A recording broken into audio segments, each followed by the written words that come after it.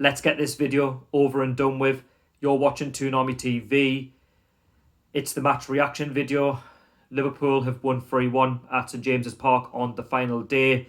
That now means our unbeaten record on the final day comes to an end. I'm not shocked in the slightest. I seen it coming. I predicted that Liverpool would win 3-1. I don't take any pride in that. But then again, you've got to be realistic.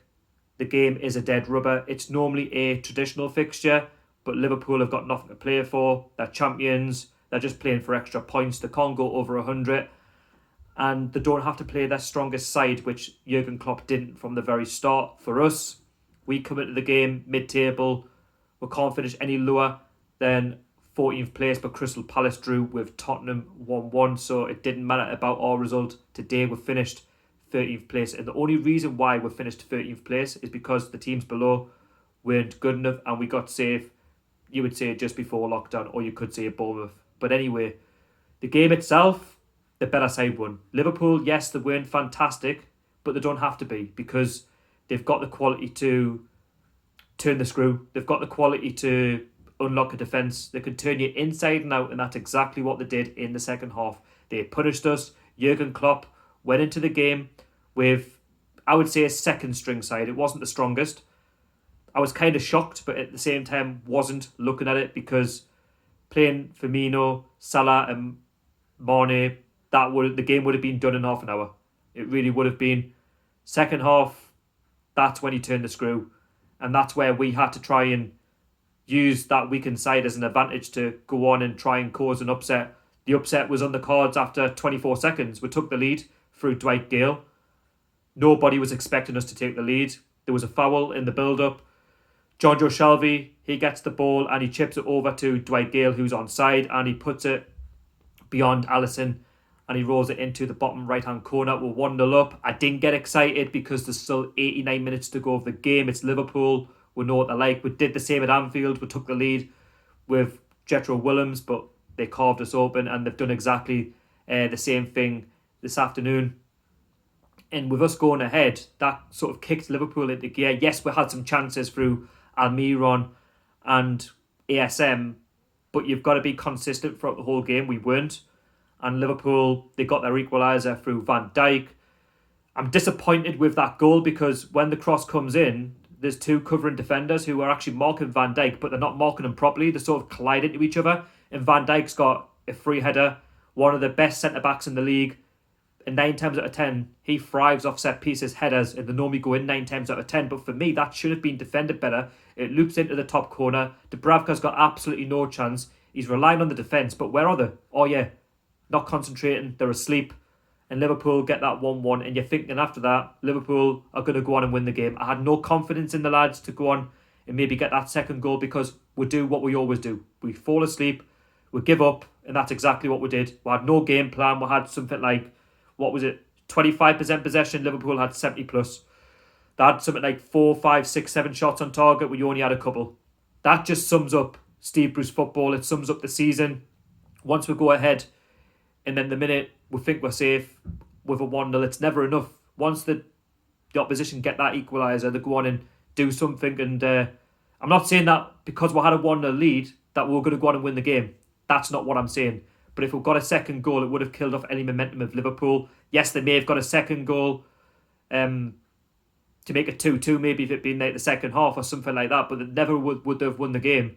Maybe a 2-0 down. But at 1-1, there's always a chance for the opposition to go on and win the game. And I think the game was Liverpool's. Second half, some of the tactics by Steve Bruce were baffling. ASM came off. You've seen Almiron come off. Like, why are our better players coming off the pitch?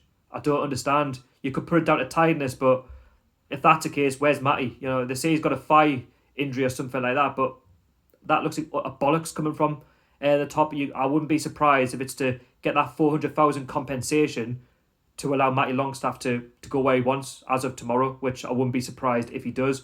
You know, Bentaleb, yes, he had that injury, but why does he start games over Sean Longstaff? And Matty, I have absolutely no idea. He went off, Sean came on. You've seen the likes of Hayden come on as well. Joe Linton offers absolutely nothing as a forward. And what is with his hairstyle as well? I mean, the red hair dye, what on earth is that? But anyway, not for me to say much.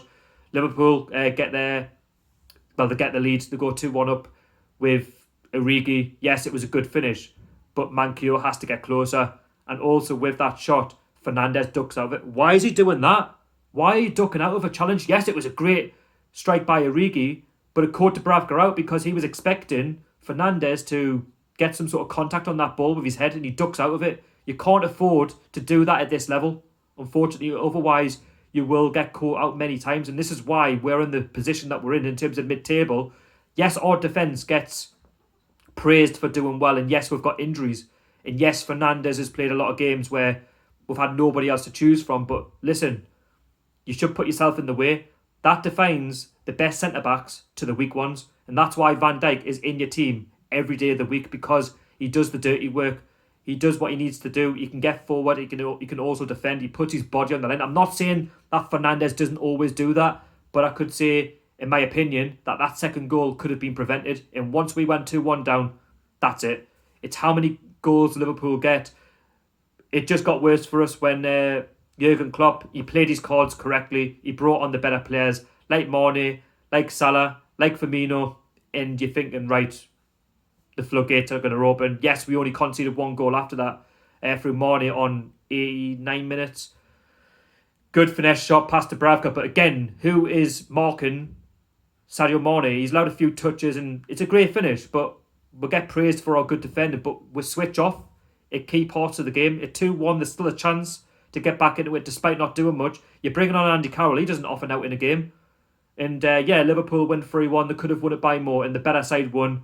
And we finished the season in 13th place on 44 points. And thank goodness he hasn't had more points than Rafa Benitez, because that proves the point that Steve Bruce is not a better manager than Rafa Benitez. If anything, Steve Bruce has bottled it towards the end of the season because he's had many games to get points and he hasn't. We've ended the season on a whimper. Yes, we've got a draw against Brighton and it stopped the rot of defeats before that. But let's be honest, Brighton and ourselves were awful in the game before. I wasn't expecting anything from the game today, but you can't just turn up for like 20 minutes and then think, oh, that's it, the game's done. Not against Liverpool, you don't. You can't afford to do that, and that just sums up this season in so many games where we take a lead and then we give up. Or the opposite way, we fall behind 1-0 and that's it. The concede defeat, and that's what it was today. Yes, they've got great quality, Liverpool, and yes, they were going to win the game. But I want to see a better performance, man, from the lads. That's what I was expecting today. I got it for 20 minutes. And it's just so damn well annoying. I want to see a massive clear out at this football club over the summer. I want to hear answers about this takeover. I don't think it's going to happen, but that's my personal opinion. Let me know yours down below in the comments. And the reason why I don't think it's going to happen is because it's like the rest of them. Nothing ever comes off, and fans are always left red-faced when nothing comes off. Now, don't get me wrong. I hope it does, because at this moment in time, we are weak, especially up front. Gale, yes, he scored. Not good enough. Injury-prone. He belongs in the Championship. Mutu, not good enough. He doesn't get games. Carroll, he's our only out-and-out striker, but he only gets 20 minutes in the second half. Carroll. Joe Linton. The lot of them. Listen, I don't think we've even got a strike force because I don't rate any of them, personally. They need to be addressed in the summer. Can we get Eze from QPR? Can we get a striker that can score double figures, please? Because we are going to massively struggle in terms of positioning. We're not going to finish 13th if we go into this next season with this squad. We've got bits of quality, but not enough to suggest that we're going to want to try and meet the expectations of our fan base, which want top 10 and above. We're not going to achieve this with this squad. Yes, they can graft at times. Yes, they can put their body on the line, but it says it all when Dubravka is our best player at the club in terms of the most saves that he's made this season. He's bailed us out in so many games. And again, the defence get a lot of credit for that. But does that not say a lot about our squad that we're getting overrun? It does, doesn't it? Now, of course, with Steve Bruce, what's going on with him? Is he going to keep his job? I wouldn't be bothered if he keeps his job or not, personally. I just think if it is the same old next season with Mike Ashley, it's going to be mid-table, repeat, every season. And I heard that Mike Ashley and Steve Bruce, they were on a Zoom call with the squad to say, well done to the side for finishing mid-table. It says it all, really. It says it all about this football club, honestly. I'm glad the season's done now. I couldn't have taken any more games. I was bored since we played Bournemouth, because it's typical of this club, man. You know, the minute we're safe, they're playing for the beach. They've got 3 weeks now, and I bet you they can't wait to go to Barbados or anywhere like that tomorrow, because let's be honest with you, it's us the fans who suffer and we need answers very, very quickly. But fair play, the best side won, Liverpool 3-1. Enjoy your title celebrations, and for us, yeah, it is what it is. We'll wait and see. Subscribe if you haven't already. Hit the thumbs up. Comment down below what you thought of the game. If I have to give it a rating out of 10, 3, 4 out of 10, that's about it. Anyway, thank you very much for watching. I'll see you all in the next one. Keep it tuned. How are the lads?